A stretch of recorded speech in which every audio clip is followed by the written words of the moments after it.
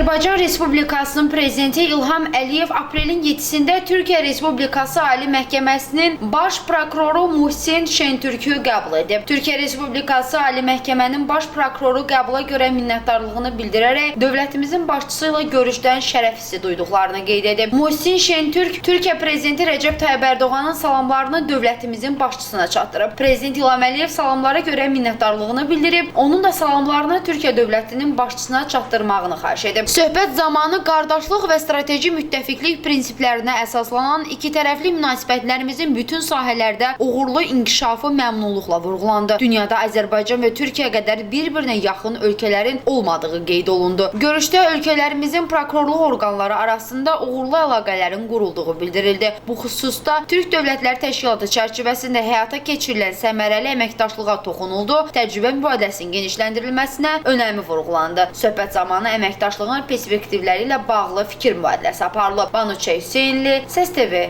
xəbər.